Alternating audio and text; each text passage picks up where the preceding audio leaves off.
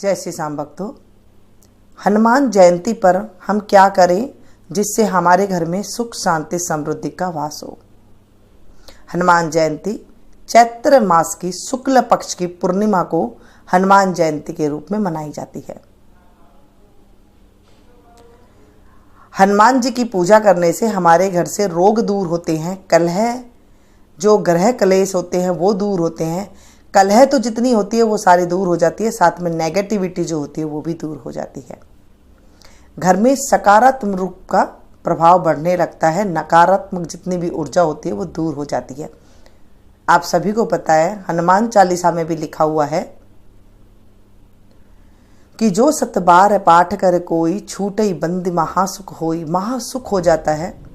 कलयुग के साक्षात देव है हनुमान जी महाराज।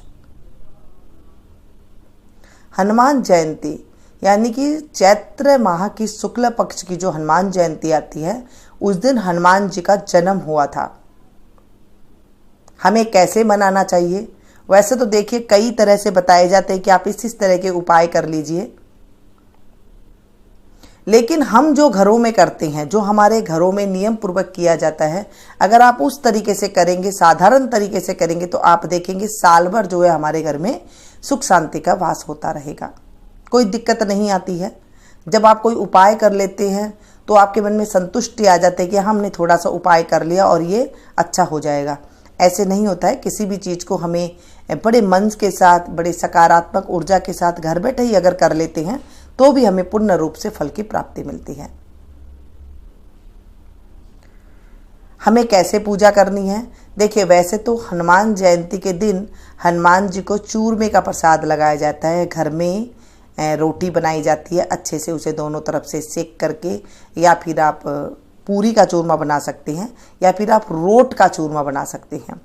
रोट जैसे गेहूं का आटे के अंदर आप मोहन डालें, जैसे घी का मोहन डालते हैं, देसी घी का, और उसे अच्छे से मिक्स करने के बाद उसका एक रोट बनाया जाता है। फिर उसे अच्छे से धीमी आंच पर उसमें थोड़े थोड़े से छेद कर दे जाते हैं रोटी पर, ताकि वो अच्छे से सिक जाए और फूले नहीं। थोड़ी मोटी रोटी बनाई जाती है और पूरी जैसा आटा कड़ा गूंद करके उसका बनाया जाता है। रोटी बनाई जाती है, उसे सेक करके और दोनों तरफ से सेक करके फिर उसे ठंडा करके उसे पीस करके उसमें गुड़, शक्कर या फिर चीनी बूरा मिला करके उसका जो है चूरमा तैयार किया जाता है। उस चूरमे का भोग भगवान जी को लगाया जाता है। अगर आपके घर में भगवान जी, हनुमान जी की फोटो है, मूर्ति है, तो आप वहाँ पर प्रसाद लगा सकते हैं। नहीं तो आप मंदिर में जाकर के भी ये प्रसाद चढ़ा सकते हैं। हनुमान जी महाराज को वैसे तो अगर आप चूरमा नहीं बना सकते हैं किसी कारणवश, तो आप हलवा बना सकते हैं। हलवा भी भगवान जी को बहुत प्रिय है। आप यहाँ पर गुड़ चने का प्रसाद लगा सकते हैं। थोड़ी सी मात्रा में गुड़ चना आप ले लें। 5 रुपये का प्रसाद भी ले सकते हैं, 11 का भी ले सकते हैं। आपकी सामर्थ्य के अनुसार आप 21 रुपये का ले सकते हैं। ऐसे गुड़ चने का प्रसाद आप थोड़ा सा गुड़ और चना ले करके प्रसाद लगा सकते हैं। भगवान जी को अति प्रिय होता है, भगवान को गुड़ चना। बूंदी का प्रसाद भगवान को अति प्रिय होता है। बेसन की बर्फी भगवान जी को अति प्रिय होती है। हनुमान जी महाराज को ये सारे प्रसाद प्रिय होते हैं। अब मैंने बताया कि आपको हनुमान जी को ये प्रसाद चढ़ाते हैं तो हमारे घर में मंगल ही मंगल होता है जब हनुमान जी की आराधना करते हैं। अब अगर आप पूजा करने बैठ रहे हैं तो टाइम कौन सा होना चाहिए और कैसे पाठ करना चाहिए? पहले तो मैं आपको पाठ बता दूं। हनुमान चालीसा सबसे बड़ी जो है दुनिया की ताकतवर वो स्रोत है हमारे पास, जो सबसे पहले बनी थी। तो आप हनुमान चालीसा का पाठ कर सकती हैं। 108 कर सकते हैं, 51 कर सकते हैं, 21 कर सकते हैं, 11 कर सकते हैं, 7 कर सकते हैं, 5 कर सकते हैं। ऐसे इतनी मात्रा में आपको जितनी देर बैठ करके करना है इतनी आप कर सकते हैं, जितनी आपकी सुविधा हो बैठने की,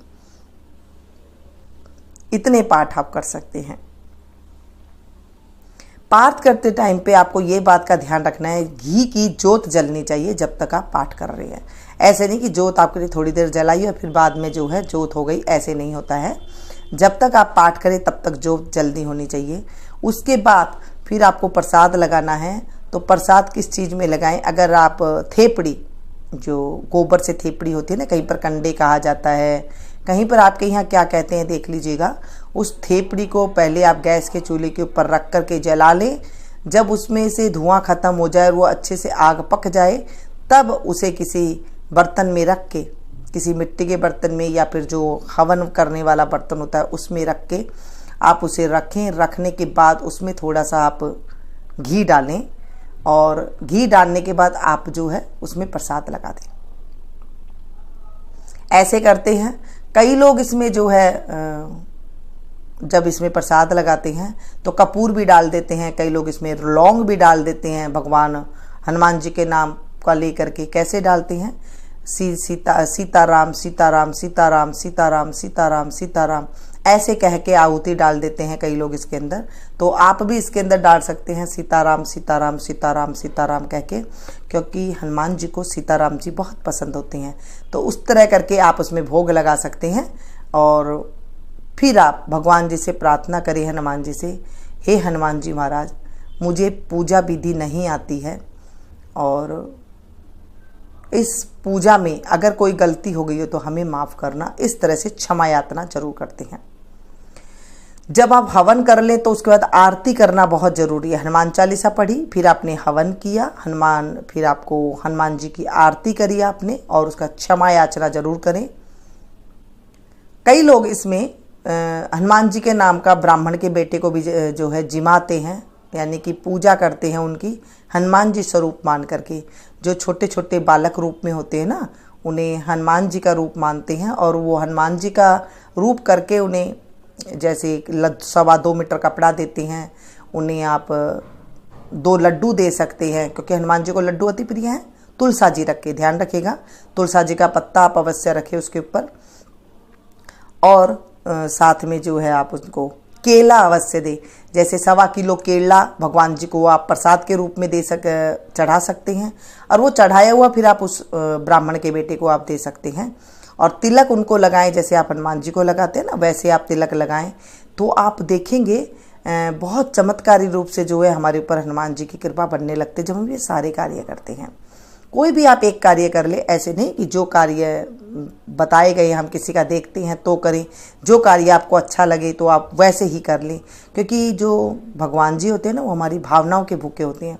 जब आप भावना से मनसा पूजन आप कुछ भी करते हैं तो वो सारा उनको चढ़ता है। आप मन से अगर हनुमान जी को बैठ करके आप नहीं ला सकते केला, कोई कारणवश आप कोई दिक्कत में है नहीं ला सकते, तो आप मन में ऐसे सोचिए कि हनुमान जी महाराज को मैंने 1.25 किलो केला चढ़ाया है, हनुमान जी महाराज को मैंने 2 मोतीचूर के लड्डू चढ़ाए हैं, हनुमान जी महाराज को मैंने 2.25 मीटर लाल कपड़ा चढ़ाया है, हनुमान जी महाराज को मैंने दक्षिणा चढ़ाई है। दक्षिणा अवश्य देना चाहिए साथ में। तो इस तरह से जब आप मनसा पूजन भी कर लेते हैं तो भी जो है हमें बल मिलता है और हमारे घर में सुख शांति आती है। अगर कोई नेगेटिविटी भी होती है तो भी वो दूर हो जाती है हनुमान जी की पूजा पाठ करने से। कलयुग के साक्षात देवता ये बताते हैं, जागृत देवता ये माने गए हैं, तो इनकी आप पूजा अवश्य करें। हनुमान जयंती के दिन प्याज लहसुन का सेवन ना करें, ब्रह्मचर्य का पालन करें और नॉनवेज वगैरह ना खाएं। जो दारू शराब वगैरह पीते हैं वो आप लोग ना करें। बहुत ही सात्विक तरीक़ा से हनुमान जी की पूजा करनी चाहिए। अब बात आती है पूजा का टाइम कब होना चाहिए। देखिए, पूजा का टाइम होता है भगवान जी का दोपहर का टाइम, जैसे 2 से लेके आप 4 से 5 बजे के बीच में ये पाठ कर सकते हैं। और नहीं तो आप रात के टाइम भी कर सकते हैं, जैसे रात को भी भगवान जी की पूजा करने से अच्छा फल की प्राप्ति होती है।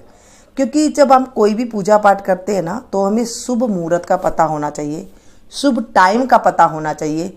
यही कमी रह जाती है कि हमें टाइम का पता नहीं होता है, मुहूर्त का पता नहीं होता है, और हम लोग यहाँ गलती कर जाते हैं। कौन से देवता की किस टाइम पे पूजा करनी चाहिए ये हमें जानकारी अवश्य होनी चाहिए। जब आप हनुमान जयंती के दिन इस तरह से करते हैं, और हाँ, जो आप छोटे बालक को, ब्राह्मण के छोटे बालक को आप लेकर के आए तो उन्हें आप अच्छा सा भोजन खिलाएं, अच्छे से उसे जो है हनुमान जी समझ करके उन्हें आप प्रसाद खिलाएं जो भी आप बना रहे हैं, और फिर उनके जो है आशीर्वाद ले। इस तरह से किया जाता है। अब बात आती है कि कई जो है नहीं ब्राह्मण मिलते, या फिर कई वहम करते हैं कि हम नहीं भेजते, तो फिर हम क्या करें। तो आप क्या करेंगे, गौशाला में चले जाएं, गौएं के जो बछड़े होते हैं, छोटे बच्चे होते हैं, उनको आप तिलक करके ये सामान दे सकते हैं। क्योंकि देखिए गऊ में भी ना 33 कोटि देव देवता होते हैं, तो वहाँ पर जो है ये स्वीकार हो जाता है। आप इस तरह से कर सकते हैं। अगर ये आप कोई भी काम नहीं कर सकते हैं तो क्या करें, तब आप जितनी ये चीज़ें हैं वो आप पैसे ले लें, उतना पैसा ले करके आप किसी भूखों को भोजन करा सकते हैं, या फिर आप गौशाला में गौओं को कोई हरा चारा खिला सकते हैं उन्हीं पैसों से। तभी भी जो है हमें फल की प्राप्ति हो जाती है। देखिए हमें खूब सारा जो है नियम अलग अलग होते हैं, खूब सारी हमें विधि पता होती है, लेकिन हम गलती कहाँ करते हैं कि उस दिन हमें सिर्फ जो देखते हैं वो करना शुरू कर देते हैं, या फिर ऐसे सोचते हैं कि नहीं हम ऐसे कुछ फल नहीं मिलता। नहीं, इसे करने से बहुत ज़्यादा फल मिलता है। एक तो पूर्णिमा तिथि होती है, दूसरी हनुमान जी का उस दिन जन्म होता है। अंजनी माँ के लाला जो होते हैं वो उस दिन जन्म लिए होते हैं, तो वो सबकी मनोकामना पूरी करते हैं। क्योंकि लाला एकदम छोटा बाल स्वरूप में जब होता है, उनका जब हम जन्मोत्सव मनाते हैं ना, तो बहुत अच्छे से आशीर्वाद हमें देते हैं। ऐसा हमारे शास्त्रों में लिखा हुआ है। और आप जैसे पूजा पाठ करते हैं वैसे आप कर सकते हैं। आप लोग कैसे करते हैं ये भी ज़रूर बताइएगा। मैंने आपको सारी विधि बता दी है कि आपको जैसे भी हो आप कर सकते हैं। आपने कुछ भी नहीं बनाया, हवन में आप पंच मेवा से भी आप जो है वहाँ प्रसाद लगा सकते हैं भगवान हनुमान जी का। आपको जो आपके पास है आप वो आराम से इन सामग्रियों में से जो भी आपके पास चीज़ है उसका आप प्रसाद लगाएं और हनुमान जी की आप कृपा प्राप्त करें। हमारे ऊपर हनुमान जी की असीम कृपा बरसे और जो नेगेटिविटी है वो दूर हो जाए, सकारात्मक ऊर्जा हमारे घर में वास करे और हमारे जीवन में सुख शांति समृद्धि ऐश्वर्य का वास हो। ऐसे हम हनुमान जी से निवेदन करेंगे, प्रार्थना करेंगे। हे हनुमान जी महाराज, हमने जो भी पूजा पाठ करी है, अगर उसमें कोई भी भूल चूक हो गई है, हमसे या हमारे परिवार से कुछ भी भूल चूक हो गई है, तो वो हमें माफ़ करना और हमारे जीवन को अच्छे से निर्वाह करना। कोई की हाय लग गई है, कोई की बद्दुआ लग गई है, कोई की कुछ भी हमारे ऊपर है, तो आप उसकी हमारे ऊपर से निवृत्ति करना। ऐसे हमें भगवान जी से प्रार्थना करनी चाहिए। क्योंकि जब हम कोई भी प्रार्थना अगर हम सुना के करते हैं ना, तो वो क्या होता है, भगवान सुनते हैं, हमारी मन की भाषा सुनते हैं। अगर आप मंदिर में जा रहे हैं तो भी आप देसी घी का एक दीपक ले जाएं, वहाँ पर दीपक जला लें और फिर जो है वहाँ पर भी आप हनुमान चालीसा का पाठ कर सकती हैं। और जैसे आपको सुविधा लगे ना वैसे कर लें। वैसे क्या होता है, हनुमान जयंती वाले दिन मंदिरों में काफ़ी भीड़ होती है, तो आप वो समय देख लें किस टाइम पे जा कर के आप बैठ करके अच्छी तरह वहाँ पर पाठ कर सकती हैं। वो टाइम भी आप देख लीजिएगा, चाहे रात का टाइम है चाहे दोपहर का टाइम है। टाइम यही चूज कीजिएगा ताकि आपको भी जो है अच्छे फल की प्राप्ति हो। वीडियो पसंद आ रही है तो लाइक जरूर कीजिएगा और इसे ज़्यादा से ज़्यादा अपनों के साथ शेयर कीजिएगा। क्योंकि जब हम भगवान जी की कोई भी बातें अपनों के साथ आगे तक शेयर करते हैं तो हम भगवान जी के नाम की आगे चर्चा करते हैं, तो इससे हमारे जीवन में भी जो है और भी ज़्यादा जो है रास्ते खुल जाते हैं। जीवन आसान हो जाता है जब भगवान की नाम के गुणगान करते हैं और आगे उन्हें शेयर करते हैं। फिर वो भी किसी और को आगे शेयर करता है तो उनके जो पुण्य फल प्राप्त होते हैं वो हमें घर बैठे ही प्राप्ति हो जाती है। ये थी छोटी सी जानकारी। मिलती हूँ फिर से एक नई वीडियो में नई जानकारी के साथ।